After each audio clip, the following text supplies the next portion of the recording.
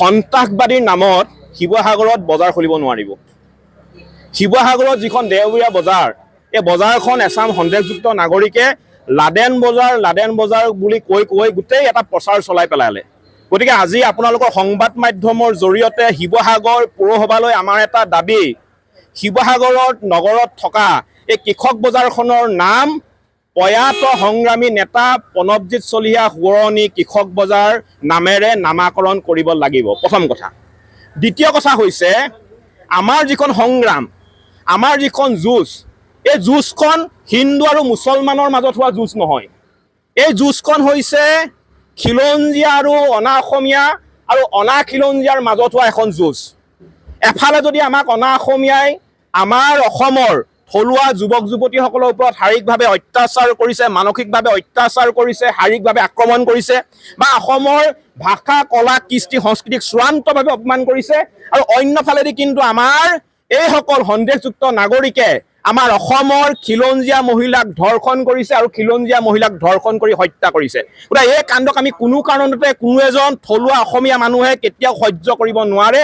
যাৰ কাৰণে উজনি অসমত থকা যিসকল সন্দেহযুক্ত নাগৰিক আছে, এই নাগৰিকসকলে এসপ্তাহৰ ভিতৰত উজনি অসম ত্যাগ কৰিবৰ কাৰণে আমি আহ্বান জনাইছিলোঁ। আৰু এই আহ্বানক উজনি অসমৰ খিলঞ্জীয়া ভূমিপুত্ৰ যিসকল মুছলমান মানুহ আছে, প্ৰতিজন মুছলমান মানুহে সমৰ্থন কৰিছে। কিন্তু এই ঘটনাত কোনোবা ৰাজনৈতিক এটা মহলে ধৰ্মীয় মেৰুকৰণ কৰিবৰ কাৰণে চেষ্টা কেতিয়াও যাতে নকৰে আমি সকীয়াই দিছোঁ। দ্বিতীয় কথাটো হৈছে আমাৰ স্পষ্ট কথা যে এই মাতৃভূমিত অনাদি অনন্ত কাললৈ খিলঞ্জীয়া মানুহৰ প্ৰভুত্ব থাকিব লাগিব, আধিপত্য থাকিব লাগিব।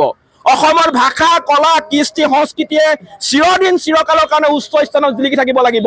অসমৰ সম্পদৰ অধিকাৰ, ভূমি অধিকাৰ অসমীয়া মানুহৰ হাতত থাকিব লাগিব, আৰু আমাৰ অসমৰ খিলঞ্জীয়া বাই ভনীসকল সুৰক্ষিত হৈ থাকিব লাগিব। সেইটো কাৰণে সংগ্ৰাম কৰা হৈছে, আৰু আমাৰ নিজৰ স্থিতিত আমি অটল যে এসপ্তাহৰ ভিতৰত উজনি অসমত থকা যিসকল সন্দেহযুক্ত নাগৰিক আছে তেওঁলোকে উজনি অসম ত্যাগ কৰক। কথাটো হৈছে কি,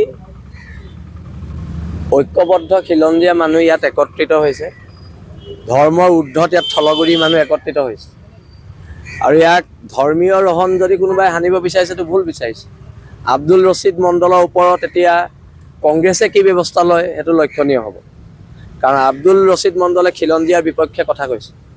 কংগ্ৰেছৰ পৰা বহিষ্কাৰ কৰে নকৰে তাৰ ওপৰত কথা হ'ব। আজি প্ৰচণ্ড জাতীয়তাবাদী কিছুমান মানুহ, দুদিনমান আগলৈকে কমিউনিষ্ট হৈ থকা কিছুমান মানুহে আজি আওপকীয়াকৈ আমাৰ 30 জাতীয় জনগোষ্ঠীয় সংগঠনক বিজেপি দালাল, বিজেপি প্ৰৰোচনাত আমি কাম কৰিছোঁ বুলি ফেচবুক পোষ্ট দিয়া দেখিছোঁ। আওপকীয়াকৈ, স্পষ্টকৈ কোৱা নাই, কিন্তু আমি তেখেতক কৈ দিওঁ, আমি এদিন কমিউনিষ্ট এদিন জাতীয়তাবাদী মানুহ নহয়। আমাৰ 30টা জাতীয় জনগোষ্ঠীয় সংগঠন জাতীয়তাবাদ কৰি আছে, আৰু জাতীয়তাবাদ সদায় ধৰ্মৰ ঊৰ্ধত কৰি আছে।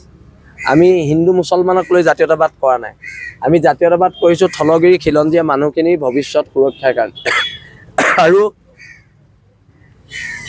এতিয়া আব্দুল ৰছিদ মণ্ডলে যি হুংকাৰ দিলে, সেই হুংকাৰ কাক দিলে? সেই হুংকাৰ 30টা জাতীয় জনগোষ্ঠীয় সংগঠনৰ স্বাভিমানক দিলে, সেই 30টা জাতীয় জনগোষ্ঠীয় সংগঠনৰ ত্যাগক দিলে, 30টা জাতীয় জনগোষ্ঠীয় সংগঠনৰ সৈনিকসকলৰ নীতি আদৰ্শক দিলে। আৰু সি আজি শিৱসাগৰে 30টা জাতীয় জনগোষ্ঠীয় সংগঠন, অসমৰ 30টা জাতীয় জনগোষ্ঠীয় সংগঠনৰ অন্তৰত আঘাত দিছে। ইয়াৰ বিৰুদ্ধে প্ৰতিবাদ হ'ব। আমি কৈছোঁ যে ইয়াত থকা বহিৰাগত মানুহখিনি উজনি অসম ত্যাগ কৰিব লাগে, কাৰণ উজনি অসমখন আমাৰ ঘৰ। আমি প্ৰথম আমাৰ ঘৰখন আমি ছেফ কৰিব লাগিব, ছিকিউৰ কৰিব লাগিব। আৰু সেইকাৰণে আমি এটা কথা একদম স্পষ্টকৈ কৈ দিছোঁ যে 7 দিনৰ সময়সীমা আজি 3 দিন গৈছে, আৰু 4 দিনৰ ভিতৰত তেওঁলোকে ত্যাগ কৰিব লাগিব। তাৰ কাৰণে প্ৰত্যেক মানুহে সহযোগ কৰিব লাগিব। প্ৰত্যেক খিলঞ্জীয়া মানুহে, সি হিন্দু হওক, সি মুছলমান হওক, সকলোৱে সহযোগ কৰিব লাগিব। আৰু ইয়াত ধৰ্মীয় মেৰুকৰণৰ যিটো ৰূপ দিয়া হৈছে, ধৰ্মীয় মেৰুকৰণৰ সেই ৰূপটোৰ বিৰুদ্ধে এখন সংগ্ৰাম হৈছে। আমি এইটো দেখুৱাব বিচাৰিছোঁ যে উজনি অসমৰ থলগিৰি মানুহ না হিন্দু, না খ্ৰীষ্টান, না মুছলমান। আমি ইয়াত থলগিৰি হিচাপে জীয়াই আছোঁ, অনাদি অনন্ত কাললৈকে থলগিৰি হিচাপে জীয়াই যাম।